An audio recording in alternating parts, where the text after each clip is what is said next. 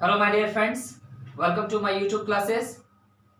पिछले क्लास में हमने टेंस के रूल को बनाने का कॉन्सेप्ट सीखा और टेंस के रूल को बना करके देखा भी।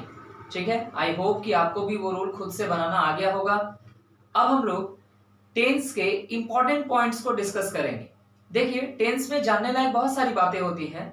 आप किसी भी रूल को उठाएं, उसके अंतर्गत आने वाले बहुत सारे सेंटेंसेस होते हैं, बट एग्जाम में पूछे जाने वाले पॉइंट्स बहुत लिमिटेड होते हैं।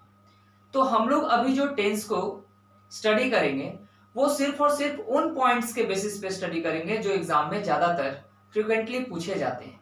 ठीक है, तो उन सारे पॉइंट्स को हम एक एक करके डिस्कस करेंगे और उससे रिलेटेड कुछ क्वेश्चन भी आपके साथ में प्रैक्टिस करवाते चलेंगे। ठीक है, तो चलिए हम लोग आज का सबसे पहला पॉइंट शुरू करते हैं। आपका पहला पॉइंट आपके स्क्रीन पे ये रहा। देखिए, पहला पॉइंट क्या है?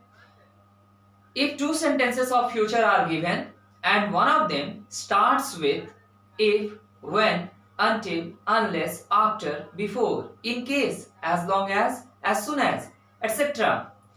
use simple present। यानी पहले पॉइंट का कहना क्या है, सुनो। जब दो सेंटेंसेस आपके पास दो सेंटेंसेस दिए गए हों जो फ्यूचर से बने हों, तो फ्यूचर से बने हुए हैं ये आपको कैसे पता चलेगा? ऑब्वियसली उसमें शैल और विल का यूज किया गया होगा। ठीक है, जब दो सेंटेंसेस आपको दिए जाएं और उनमें दोनों का जो सेंटेंस फॉर्मेशन है वो फ्यूचर के रूल से हुआ हो। ठीक है, एग्जांपल ले लेते हैं।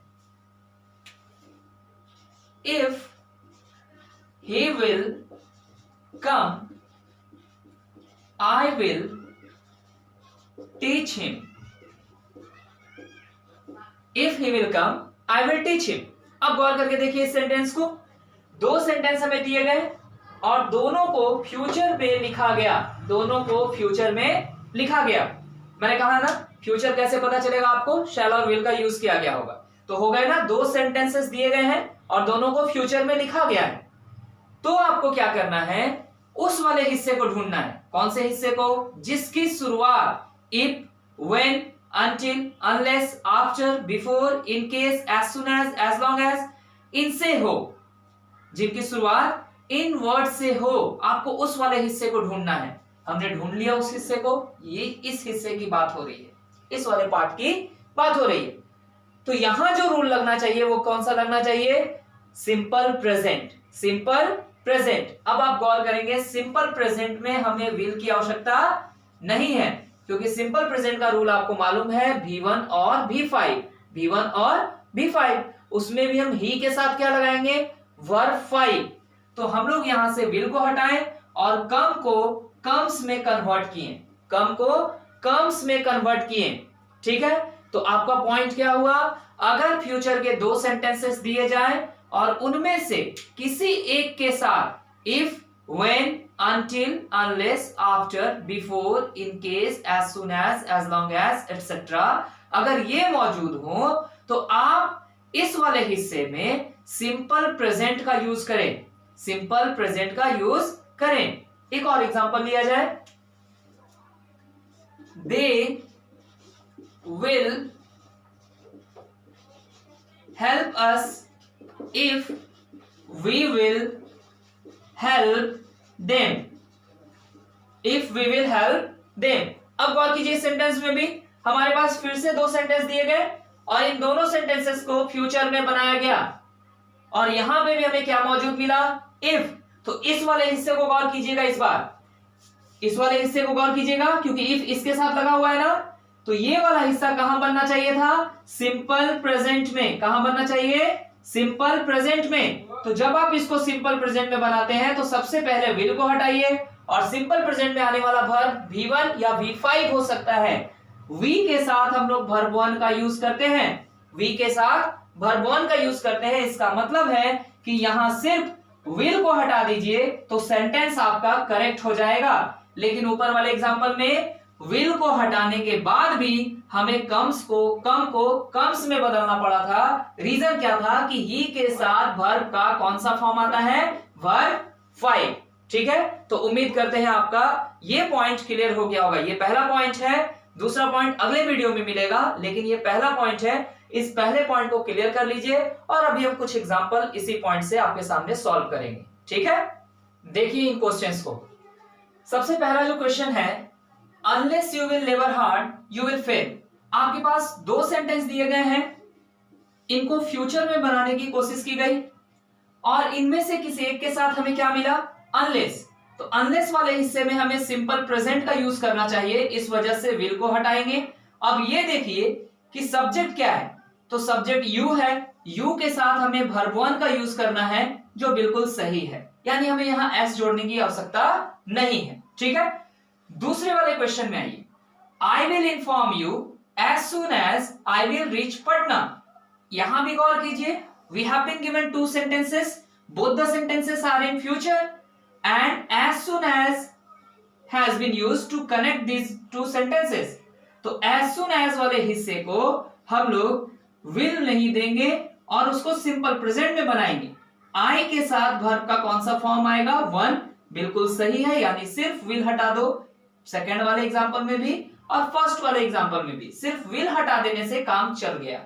ठीक है, अब गौर कीजिए थर्ड वाले एग्जांपल में, he will certainly help you if you will ask him। गौर कीजिएगा, दो सेंटेंसेस दिए गए और दोनों को फ्यूचर में बनाया गया, इनमें से किसी एक के साथ इफ का यूज किया गया।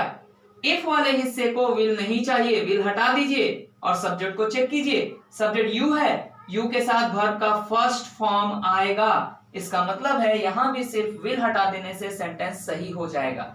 अगर यही सब्जेक्ट ही, सी, इट या कोई सिंगुलर नाउन होता, यहाँ पे कोई ही, सी, इट या कोई सिंगुलर नाउन होता तो हम लोग विल तो हटाते ही, आस्क के साथ एस भी जोड़ते हैं। बात समझ में आ गई, क्योंकि उसको वर्ब फाइव बनाना होता है, लेकिन यू को V1 चाहिए, इस वजह से इसको वर्ब फाइव नहीं बना रहे। ठीक है, आइए फोर्थ वाले एग्जांपल में, unless you gave your consent we shall not accept the project. अब ध्यान दीजिए, इस सेंटेंस में दो सेंटेंस हमें दिए गए, गौर कीजिएगा, सेकंड वाले हिस्से को फ्यूचर में बनाया गया, लेकिन फर्स्ट वाले हिस्से में V2 दिया गया। इसी पॉइंट से क्वेश्चन है, लेकिन थोड़ा ट्रिक लगा दिया गया। फर्स्ट वाले हिस्से में V2 दिया गया, जो क्या इंडिकेट कर रहा है कि सेंटेंस कहां है, पास्ट में। इसके साथ क्या लगा हुआ है, अनलेस। तो आपने क्या पढ़ा कि अनलेस जब सेंटेंस में लगा हुआ है और एक सेंटेंस हमें फ्यूचर में दिया गया है, तो जो दूसरा सेंटेंस जो अनलेस के साथ आएगा वो कहां बनना चाहिए, सिंपल प्रेजेंट में। और सिंपल प्रेजेंट के कारण हम V2 हटाएंगे और क्या लगाएंगे, वर्ब वन, और क्या बोलेंगे, unless you give your consent we shall not accept the project. ठीक है, चलिए लास्ट क्वेश्चन को भी देख लेते हैं। I will take an umbrella in case it will rain. अब ध्यान दीजिएगा, दो सेंटेंसेस हमें दिए गए और दोनों को फ्यूचर में बनाया गया। ठीक, इन केस का यूज किया गया दोनों सेंटेंसेस को जोड़ने के लिए। तो इन केस वाले हिस्से में हम लोग विल का यूज नहीं करेंगे, विल हटा दिया हमने। सब्जेक्ट को एक बार चेक कर लीजिए, इट के साथ रेन वर्ब वन लगा है, जबकि ही, सी, इट या सिंगुलर नाउन के साथ वर्ब फाइव का यूज होता है। इसका मतलब है हमें यहाँ वर्ब को भी चेंज करना होगा और बोलना होगा रेन्स। तो सेंटेंस क्या हुआ, I will take an umbrella in case it rains. ठीक है, तो देखा आपने, ये वो पहला पॉइंट है जो सबसे ज्यादा टेंस से पूछा जाता है आपके एग्जाम में। तो ऐसे अलग अलग पॉइंट्स को लेकर के हर वीडियो में हम लोग आएंगे और आपका काम है एक एक करके सारे पॉइंट को अच्छे से स्टडी कीजिए। और अगर कोई कॉम्पिटिटिव लेवल की बुक है घर में, तो उस बुक में टेंस चैप्टर को निकाल करके इस पॉइंट से जो भी रिलेटेड क्वेश्चंस हैं आप उसको सॉल्व कर लीजिए, वो आपसे बन जाएंगे। ठीक है, मिलेंगे अगले वीडियो में दूसरे पॉइंट के साथ और कुछ क्वेश्चन के साथ। तब तक के लिए thank you, have a good day.